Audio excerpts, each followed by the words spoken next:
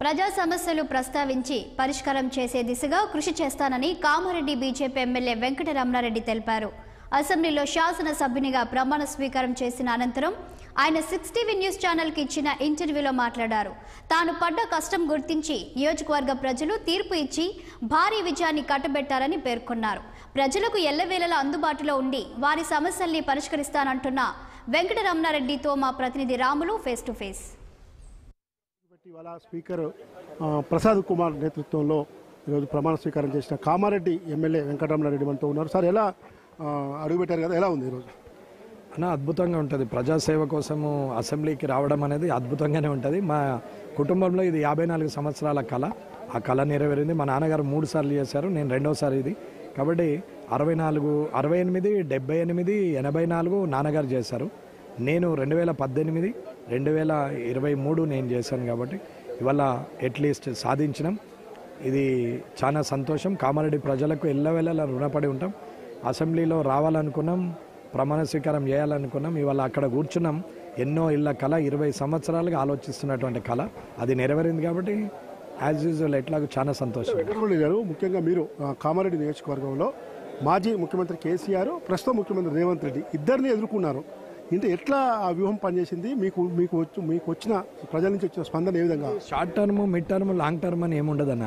నేను లాంగ్ టర్మే ఉంటుంది రాజకీయాల్లో. నేను 5.5 సంవత్సరాలుగా ప్రజలకు నమ్మకంగా ఉన్నాను. ప్రజలకు ఏ కష్టం వచ్చినా నిలబడి ఉన్నాను. నాన్ కరప్టెడ్ అనేది ఉండేది. ఆయన డబ్బు తినడు, డబ్బు అవసరం పడితే ఇస్తాడు, హుందాగా ఉంటాడు, మోసం చేయడు, మంచిగా మాట్లాడతాడు, ప్రతిపక్షాలను గౌరవిస్తాడు, ప్రజలకు గౌరవం ఇస్తాడు, అందరినీ కూడా దగ్గరికి తీస్తాడు అనేది ఒక నమ్మకాన్ని బిల్ట్ చేసి ఆ నమ్మకం మీద గెలిచాను తప్ప డబ్బు మద్యం పెట్టలేదు, అవసరం కూడా లేదని చెప్పాం. అవినీతి రహిత నియోజకవర్గము, డబ్బు మద్యం లేని రాజకీయము రావాలనేదే నా కోరిక. వెంకటరమణ గారు, అంటే ముఖ్యం ఏంది సీక్రెట్ ఏంటి? ఇద్దరు వ్యక్తులను, అంత పెద్ద మాజీ ముఖ్యమంత్రి కేసీఆర్, ప్రస్తుత ముఖ్యమంత్రి రేవంత్ రెడ్డి, ఇద్దరు పెద్ద మనుషులను ఎదుర్కొన్నారు. దానికి ఏంటి మీ గెలుపుకు సీక్రెట్ ఏంటి? తప్పు చేసేవాడికి వ్యూహం అవసరం, కానీ నిజం మాట్లాడటానికి వ్యూహం ఎందుకన్నా? నేను నిజం మాట్లాడటోని క్షణాల్లో చెప్పగలుగుతా. తప్పు చేయాలనుకున్నవానికి వ్యూహం అవసరం. ఏం అడిగితే ఏం చెప్పాలి, ఎలా మాట్లాడితే ఎలా మాట్లాడాలనేది ఉంటుంది.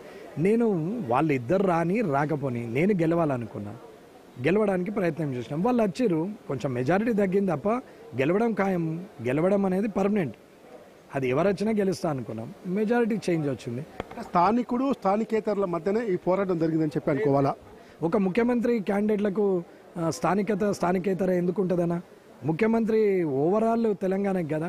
ఆయన ఎక్కడి నుంచైనా పోటీ చేయొచ్చు. ఇప్పుడు ప్రధానమంత్రి గారు ఎక్కడి నుంచైనా పోటీ చేయొచ్చు. ఇందిరాగాంధీ గారు మెదక్ నుంచి చేశారు. అన్న, ఒక ప్రైమ్ మినిస్టర్కి, ముఖ్యమంత్రుల క్యాండిడేట్లకి లోకల్ నాన్ లోకల్ ఉండదు. దాన్ని ఒకవేళ నేను అన్నా తప్పే. అది నేను ఎక్కడ అనలేదు. నేను ఒకటే అన్నాను, వాళ్ళు 2 కాన్స్టిట్యున్సీలలో పోటీ చేశారు. ఏ కాన్స్టిట్యున్సీని వదిలేస్తారు? ఆ వదిలేసే కాన్స్టిట్యున్సీలో కామారెడ్డి ఉందా లేదా?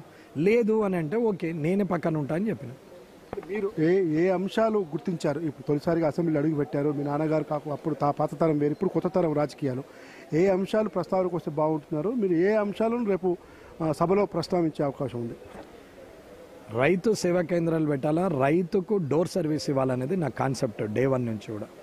ఏదైతే మనం ఒక పెన్ను, పెన్సిల్ కావాలంటే అమెజాన్ ద్వారా వస్తుంది, ఒక తినాలనుకుంటే స్విగ్గీ ద్వారా వస్తుంది. రైతుకు ఎందుకు రాదు పెస్టిసైడ్, ఫర్టిలైజరు ఇంటికి ఎందుకు రాదు? రైతు కొలాటరల్కు వాల్యూ ఎందుకు ఉండదు? ఇప్పుడు మా ఇద్దరిది ఒకే పక్కన భూమి ఉంటుంది. నేను ట్యాక్స్ పేర్ను, నేను 4 కన్వర్షన్ చేస్తే నాది 20 లక్షలు 60 అవుతుంది. కానీ మీది 20 లక్షలు ఉంటుంది, 1 lakh క్రాప్ లోన్ ఇస్తారు. 20కి 60 లోన్ ఇస్తారు.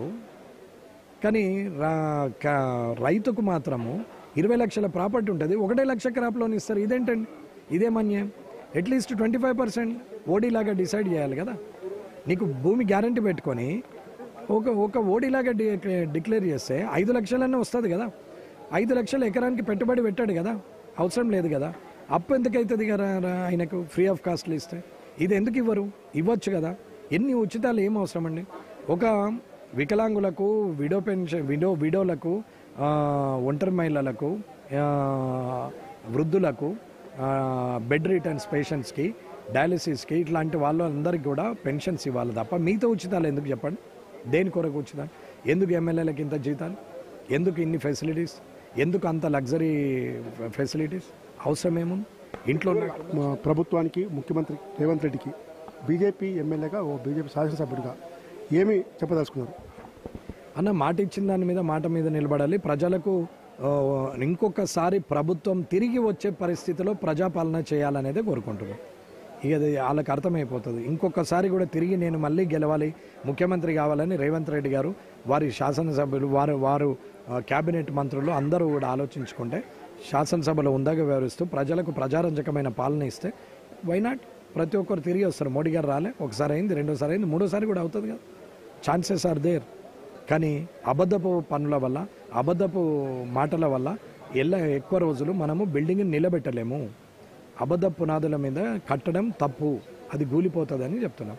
కాబట్టి ప్రజారంజకమైన పాలన చేస్తాడని అనుకుందాం. ముఖ్యమంత్రిగా ఆయన కూడా 54 ఏళ్ల వయసు, చాలా షార్పు, ఆ వయసులో ఉన్నాడు, చేయగలిగే అవకాశం ఉంది. నా ఆలోచన విధానం, నేను అదే వయసు, నా ఆలోచన విధానం అదే ఉంది, ఆయన ఆలోచన విధానం అదేలాగా ఉండాలి, ప్రజలకు పనికొచ్చే పనులు చేయాలనేది నా ఆలోచన. మొత్తం మీద నా వ్యక్తిగత పోరాటం, నా పార్టీ కలిసి వచ్చిన అంశాలే నా గెలుపుకు దోహదమిచ్చాయి. ముఖ్యమంత్రుల అభ్యర్థులు ఇద్దరు పోటీ చేసినా ఏ కాన్స్టిట్యున్సీని వదిలిపెడతారని చెప్పి నేను అడిగాను, దానికి సమాధానం ఇవ్వలేదు. ప్రజారంజక పాలన ఉండాలి, ముఖ్యమంత్రికి ఇంకెక్కువ అవకాశాలు ఉన్నాయి కాబట్టి అలాంటి పాలన కోరుకుంటున్నానని చెప్పి బీజేపీ కామారెడ్డి ఎమ్మెల్యే వెంకటరమణారెడ్డి చెప్తున్నాడు. శ్యామ్తో రాములు, 6 టీవీ న్యూస్.